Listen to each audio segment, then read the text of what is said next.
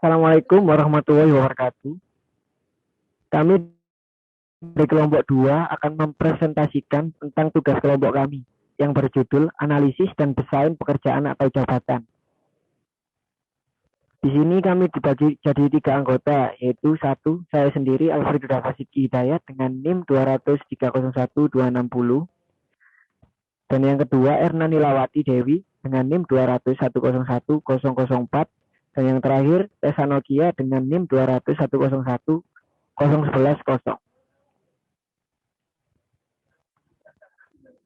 Pengertian analisis dan desain pekerjaan jabatan. Analisis pekerjaan atau jabatan, yaitu sistem yang dipergunakan secara bersama-sama dan pada dasarnya bermaksud untuk menghindari persepsi yang sempit dalam melaksanakan pekerjaan atau jabatan tersebut sebagai salah satu kegiatan manajemen sumber daya manusia. Yang poin kedua, desain pekerjaan atau jabatan pada dasarnya adalah proses integrasi dari tanggung jawab pekerjaan atau konten dan kualifikasi tertentu yang diperlukan untuk melakukan pekerjaan yang sama. Next.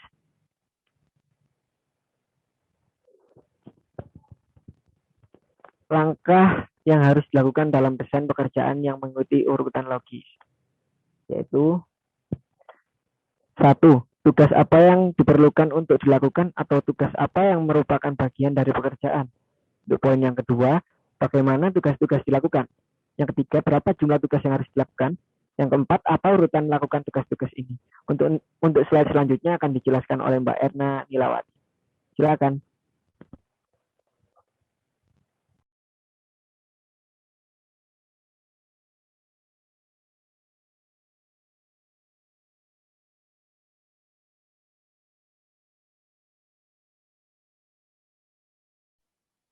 Yang selanjutnya, manfaat, informasi, analisis, dan desain pekerjaan atau jabatan.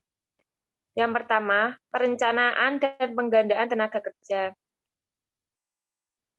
Yang kedua, rekrutmen dan seleksi tenaga kerja. Yang ketiga, orientasi dan pelatihan. Yang keempat, pengembangan karir, khususnya promosi dan pemindahan. Yang kelima, pengaturan kompensasi.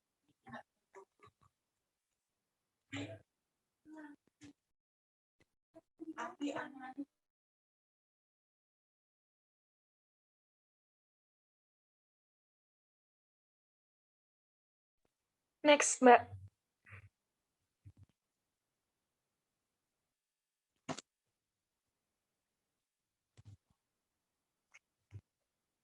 Dinamika pekerjaan. Dalam lingkungan sebuah perusahaan, tugas yang harus dikerjakan bukan sesuatu yang statis dan tidak pernah berubah. Dalam kenyataannya, sebagian besar pekerjaan tersebut dapat berubah atau harus dirubah dan dikembangkan sesuai dengan perubahan lingkungan, iklim, dan bisnis. Perubahan dan perkembangan itu merupakan dinamika pekerjaan. Di lingkungan sebuah perusahaan bermaksud meningkatkan efisiensi dan efektivitasnya, agar hasil atau produknya yang berupa barang dan jasa secara terus-menerus dapat berkualitas tinggi.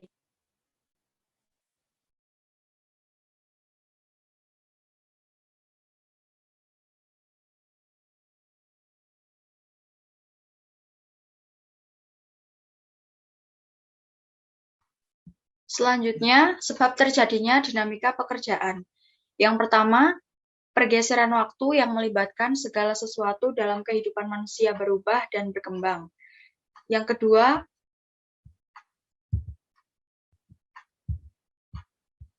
kondisi pekerjaan utama atau dalam jabatan eksekutif yang terbuka untuk menerima dan menyalurkan kreativitas, inisiatif, atau gagasan dan pemikiran baru merupakan faktor terjadinya perubahan dan perkembangan pekerjaan.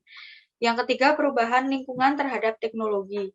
Yang keempat, rekrutmen pekerja yang pada permulaan sulit mendapatkan tenaga kerja yang memenuhi persyaratan sesuai dengan spesifikasi pekerjaan atau jabatan.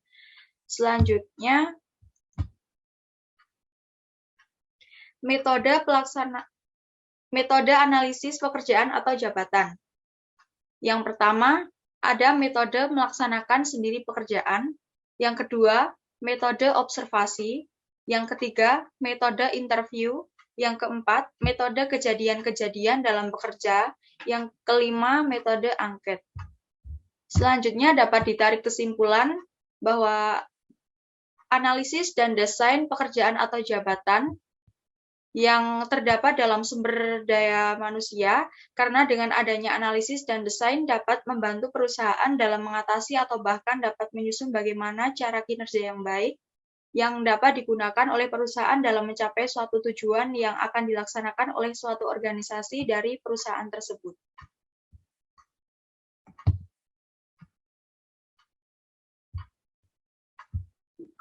Sekian dari presentasi kelompok kami. Jika ada salah kata atau bahasa, mohon dimaafkan.